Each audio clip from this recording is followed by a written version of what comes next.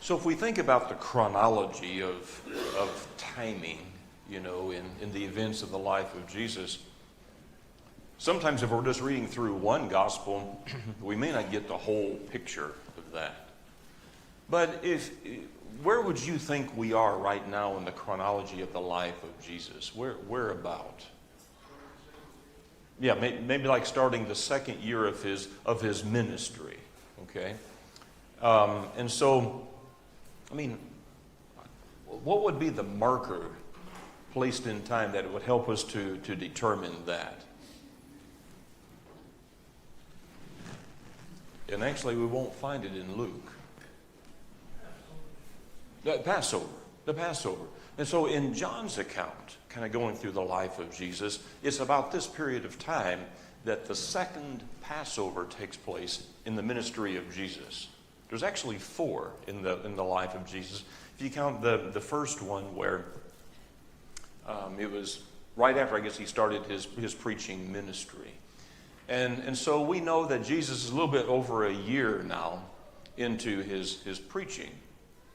Well, that's enough time for the Jews to get to know who he is and to have heard his preaching and to know some things that he's saying and to have some things to object to.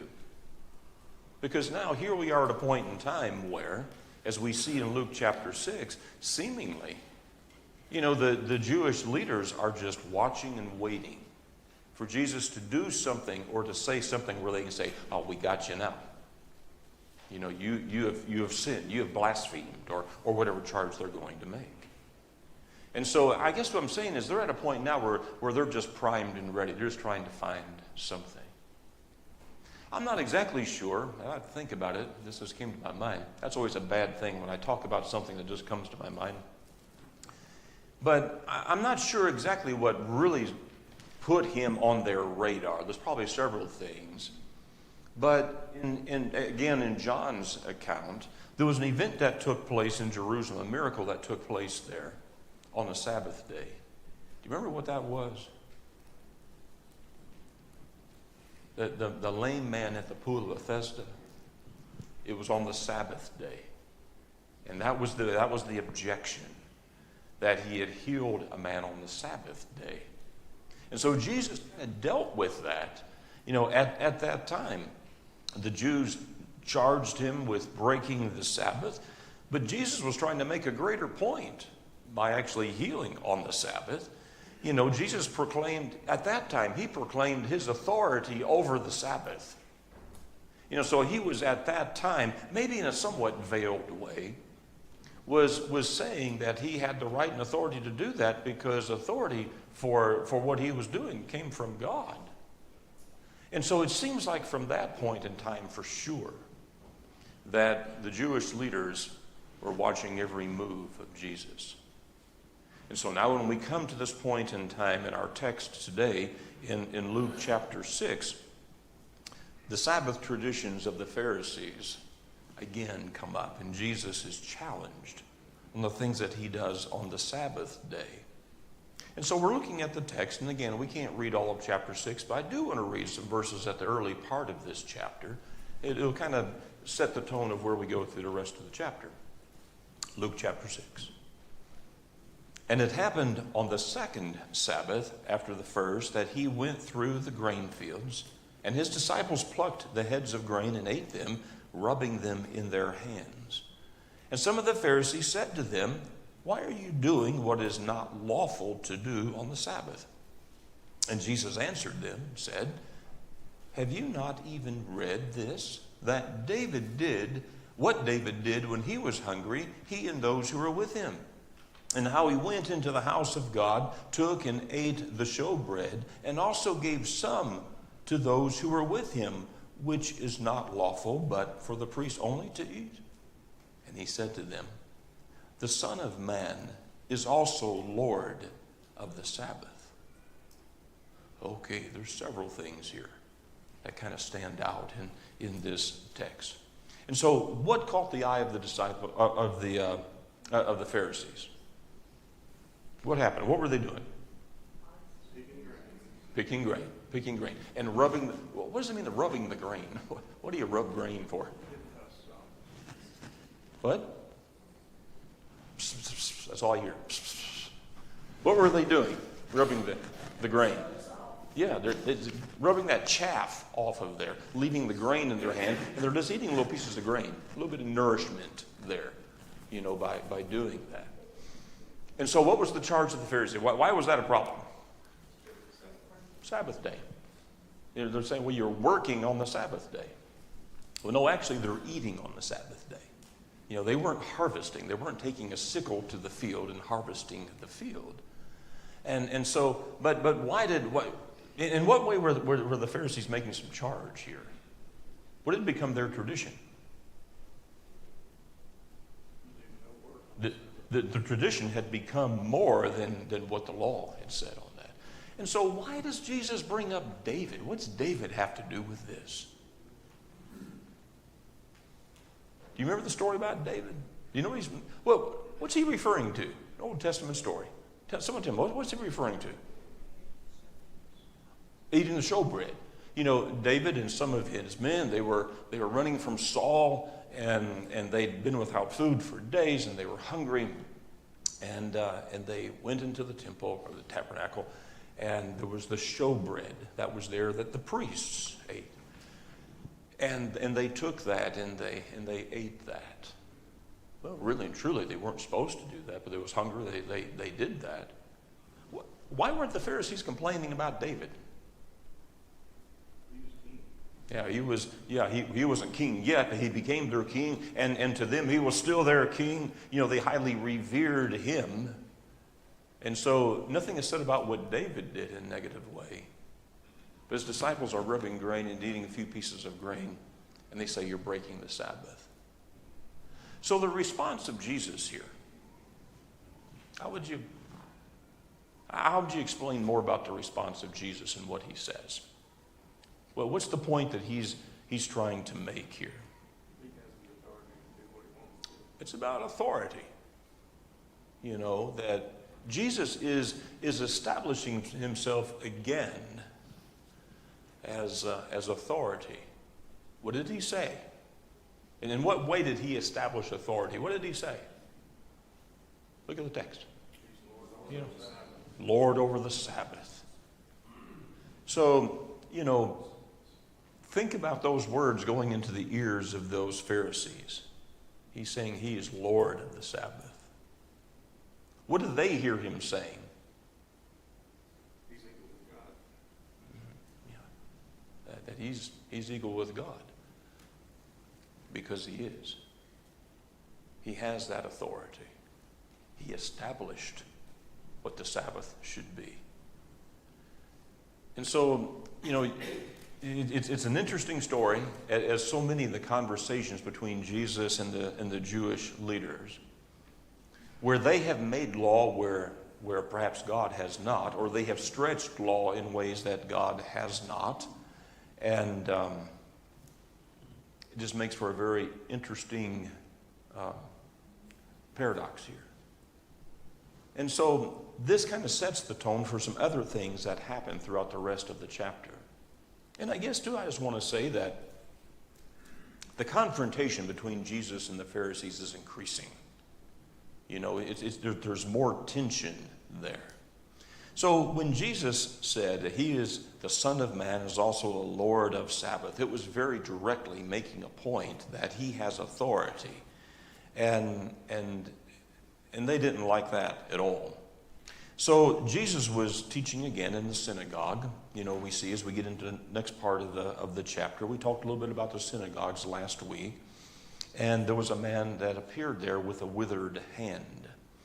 And so a question, I want to read again, but a question to think about, or to look as we read. What were the Pharisees doing at that time? And what issue did they take when Jesus healed the man? Let's read again, verse 6.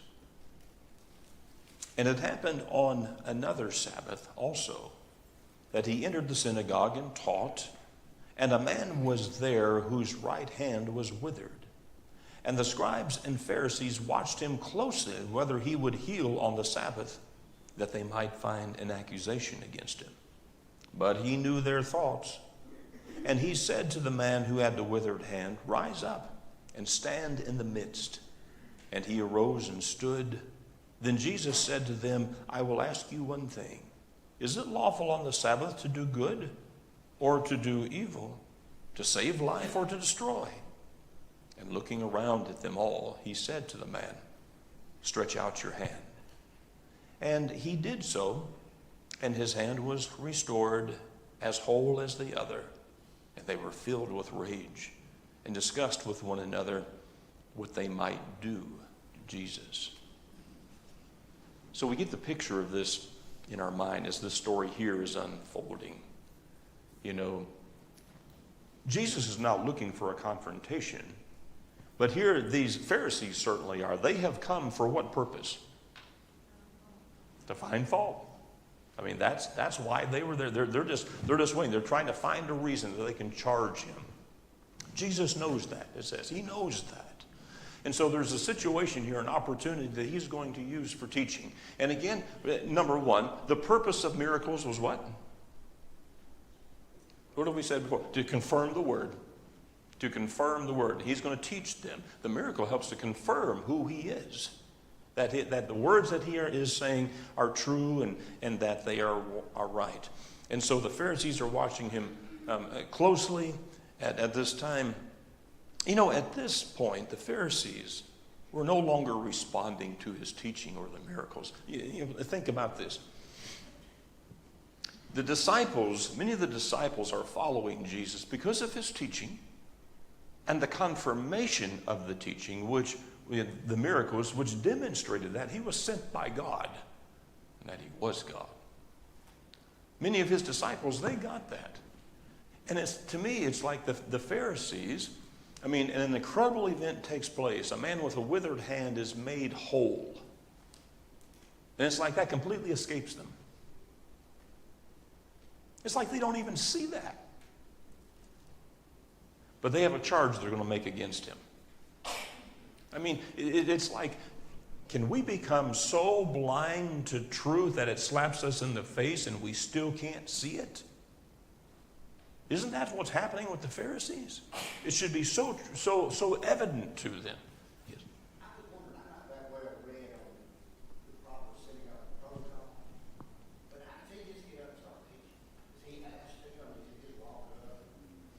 You know, in this case, I don't know if he was asked or not, but it's interesting, all the way from the time when he was 12 years old, when his parents went to Jerusalem, for the feast, and Jesus was found later in the temple, with the men reading and discussing Scripture. Jesus had a place in the synagogue. He was a teacher there. And here, in such a case, was he asked to stand up and teach? I really can't answer that. I don't know. But we find him on now several occasions, and there'll be more, where we find him teaching in the synagogue. It's kind of like Paul later. The Apostle Paul, he would always go to the synagogues because that's where the Jews were at. And that's where there was a gathering every time. And Jesus is doing that same thing. Good question. I'm not sure how to answer that fully. Plus, he confronted the Pharisees in their own home. Yeah, that's a good point. Yeah, that would be like their home court, where often perhaps they would be the ones doing the teaching. And then here's Jesus, who comes in, and takes a scroll, as we've seen him at times, and he reads from it, like in chapter 5, where he read, from Isaiah, and then made application to himself. So was he invited to speak? I can't answer that. Don't know. Interesting thoughts. Yes, Jerry? There's no mention here what law or Bible they accused him of. What word was done. True. That's right. It doesn't necessarily come out and say what law he broke. They were accusing him of that way, other than like working on the Sabbath, kind of a thing like that. But working. And so to that, how did Jesus respond? I mean, that's what we have to see. That's what we have to kind of work out this a little bit. So Jesus asked them a question. I will ask you one thing. Is it lawful on the Sabbath to do good or to do evil, to save life or to destroy it? Well, kind of interesting question. What's he getting to? On the Sabbath day, could the Jews do nothing? There are necessary things to be done. There are necessary things to be done. Later in Luke's account, I think it's chapter 14, what about if a man has an ox in a pit? Do you leave it till Monday or till Sunday? Leave it till the next day? No. No, there would be some necessary things that might have to be done, and those were to be dealt with. You know, do you do good or do you do evil? Well, of course, the answer is you do good. What was Jesus doing? Good. He was doing good. Tim. One other thought about that too is a lot of times we've heard you use the obviously earlier talk about full Bethsaida, and here it's healing, right? You're calling it work, healing. Well, we see all the way back in Genesis on the seventh day, God rested. When we rest, we heal, right? Interesting point. Yeah. All right. So yes, Phil. It's obvious to me that the Pharisees created their own method of righteousness. Yes.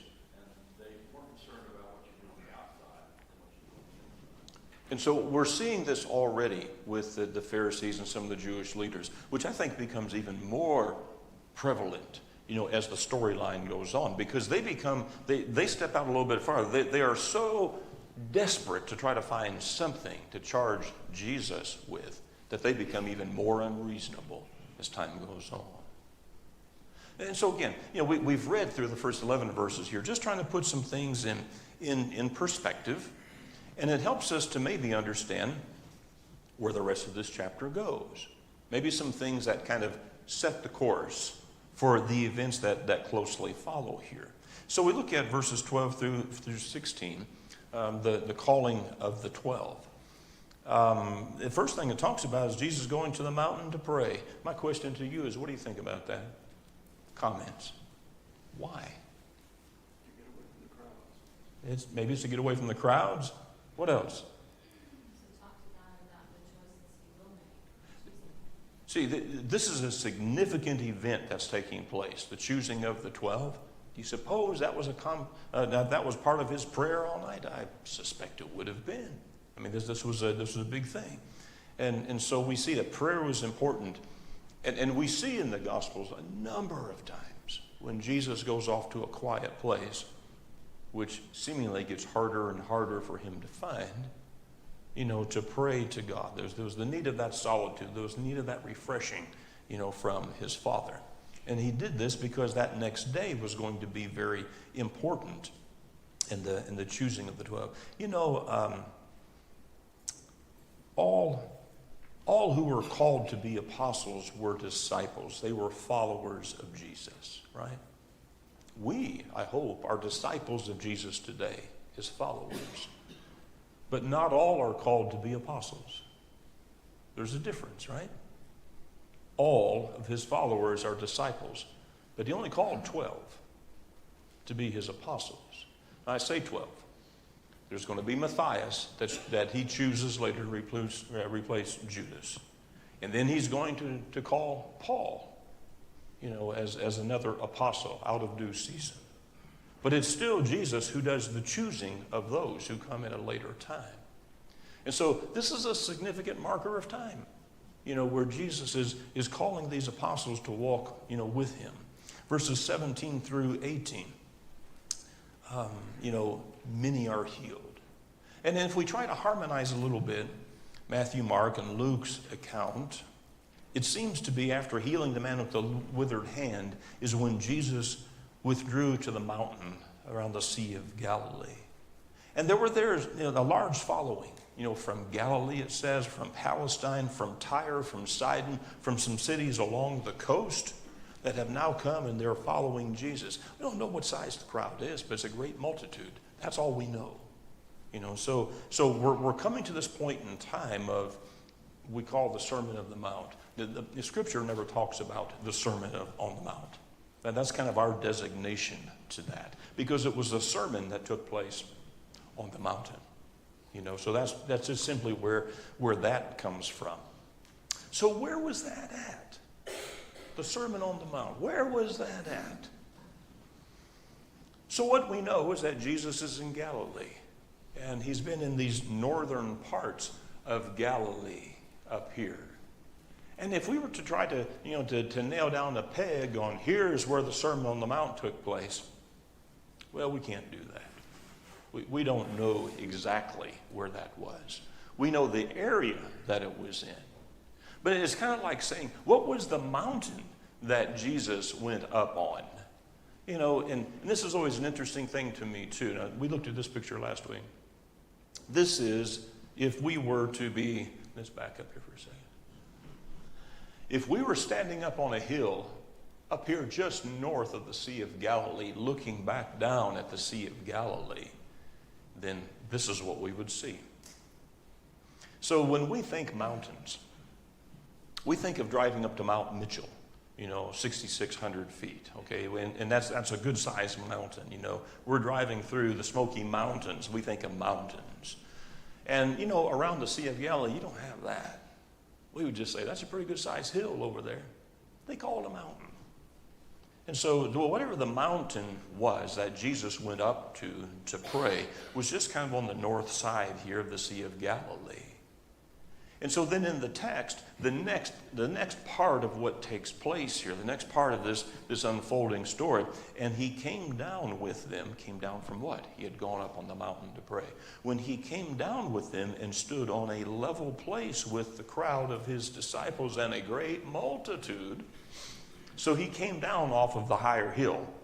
We don't know which one that is exactly, but if we were standing on the north side of the Sea of Galilee up on a hill, we're looking down kind of in this middle part, somewhere down in here is Capernaum. Or wait, I think that's Capernaum right over there. I believe that's what that is. And so we're looking down at about that area of the Sea of Galilee. And if you come down to that point, there is kind of a plain, kind of a flattened place while you're still kind of up on the rise. There are those who believe, even going back to the 4th century, it was still very solidly held tradition that this was the spot. There were those who were saying, my father told me this, and my grandfather told me, this is the spot where Jesus preached, that great sermon. And so for a long time, that was the marker. There was a little spot there that was built up. This is where the Sermon on the Mount took place. Whether that's true or not, we have no idea. But years back, several decades back, there was this chapel that was built to commemorate that. Jerry? Stand up there with Chapel of the Beatitudes and look down, you can see Capernaum slightly to the right. You can. Chapter 7, verse 1 went into Capernaum. Okay, so what Jerry is saying is like if you're standing in this spot right there at that chapel, and this is up on a hill looking down at that chapel, that if you go down from that chapel down to the sea, Capernaum is just right down there. And in chapter 7, where does Jesus go? To Capernaum. So we're right here in that area. And so anyway, I won't spend too much time on this, but sometimes it's just interesting to have a little picture in our mind of where some of these things happened at and where these events took place. Okay? Now, back to the important part. Back to the text. What did Jesus have to say? And so in verses 20 through 26, and actually further than that, but we're looking at on your outline, compare some of the blessings and the woes that Jesus gave here. Luke's account of the Sermon on the Mount is greatly condensed compared to Matthew's account, which is like Matthew chapter 5, 6, and 7. If we're studying the Sermon on the Mount, we don't go to Luke, we go to Matthew's account because he has much more detail there. But it's interesting then, why did Luke choose just these things to say? Well, because Luke thought these are some real important points that I want to make sure everybody hears. And so it's greatly condensed. But what he has to say tells us a whole lot about what the Lord had to say about character and the character of those who would be his disciples. And coming out of the events that we just talked about in the first part of the chapter, his conflicts with the Jewish leaders, with the Pharisees and the teachers, where they demonstrated not any of these characteristics that brings blessings. Their characteristics were all on the negative side. I can't help but think there's a little bit of a connection here in the things that Jesus has to say. Thinking maybe even about some events that were very real and happening then in his life. Those who were giving a problem for him and were having a conflict with him. And how do you deal with that? And to his disciples who would see these things. And he's saying to them like, let me tell you how you have to deal with these people. You know, and we have to make sure that our attitude does not become like theirs. I think that has a little bit to do with what he has to say. And so quickly we're looking at, on your outline here, blessed are the poor, for yours is the kingdom of God. And contrast that to what he said later. Woe to you who are rich, for you have received your consolation. All right. What is that all about? What's the point? What is Jesus trying to say here? Blessed are the poor. You know, how we struggle with that. To think about and to comprehend how are the poor blessed. But in what Jesus said, in what way are the poor blessed? Go to heaven.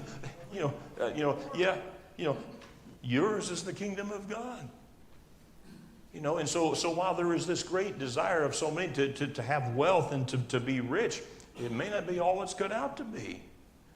Woe to you who are rich, for you have received your consolation. The contrasts. I've told you before, I like contrasts because they stand out in such a very real way. I need that. You know, I can understand it. I need those contrasts. The greatest riches are spiritual, is what Jesus is saying. If earthly riches is all you have, you don't have anything. That there is nothing there. He goes on to say, blessed are you who hunger now, for you shall be filled. Contrast that with, woe to you who are full, for you shall hunger. Really? Help me understand that. Well, what's he saying in these two statements? How are you blessed if you hunger? It might help if we think of Matthew's account. You know, blessed are you who hunger and thirst for righteousness' sake, for you shall be filled. You know, that's the kind of hunger we should have, that we desire. We crave what is godly, what is righteous. And if we crave that, he will fill us. Woe to you who are full, for you will hunger. Help me with that one. Yes, Wayne. They're full with the riches of life. They pursue, if you will, things that are of this world as opposed to spiritual. Filled with the riches of life, but still hungry. You know, Jesus will fill us up. He never promised us riches in a material way. He never promised us that, but he promised to fill us. But we need to desire what he will fill us with. That's what we need to do. And he'll make sure we have what we need. He goes on to say, let's see. Blessed are you who weep now, for you shall laugh. And contrast that with, woe to you who laugh now, for you shall mourn and weep. Okay, help me with that. How are you blessed if you weep now? Sorrow for sin. Well, what if you're trying to live a godly life and there are those who are opposing us and giving us sorrow, reason to cry, to weep? But yet there could still be a blessing in that. There is still a blessing in that if we are walking with the Lord.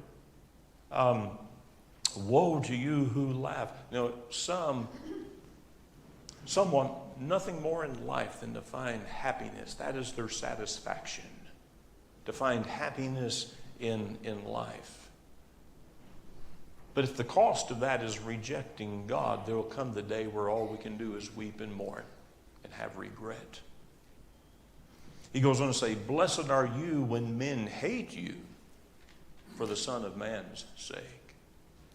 Contrast. "Woe to you when all men speak well of you, for so did their fathers to the false prophets." I mean, who doesn't want others to think well of them? I mean, we all have that desire in us. We don't want anybody to dislike us. In fact, sometimes we may go to some extreme to do things to encourage, to help others to like us. But that may not be the best thing, depending on who they are and what we have to do to make them like us. That may not be the best thing. In fact, there may be some, "Blessed are you when men hate you." That just seems like a peculiar statement. But what about Jesus? There was a growing number of those who hated him. Not because he was doing something wrong, but because what he was doing was right. And it could be that we have to live our life in such a way where there are those who hate us. But that may be okay. That will be okay in the long run. Any thoughts on some of those? Brian? Verse 32, where it says, "But if you love those who love you, what credit is that to you? For even the sinners love those who love them." And saying that, I don't know. Sure. That's right. How you react to certain situations.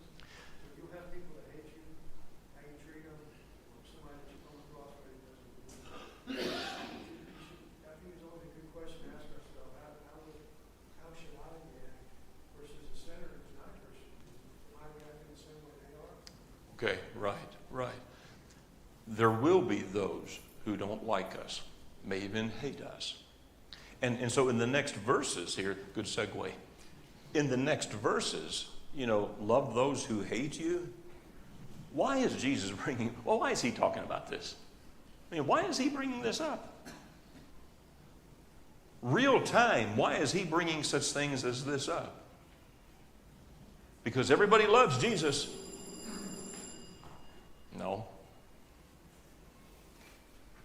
I mean, from the beginning of the chapter, we're reminded again. We've already seen this some already, but now we're seeing it very real. And as we go on, it becomes even more real that there are those who hate Jesus. And his attitude toward them, what did he demonstrate? Love. Jesus died even for the sinners, and for those who would persecute him and those who would hate him. And so now he's giving instruction to us. Yeah, I know it was on that Sermon on the Mount to those disciples long ago, just as real and relevant today, isn't it?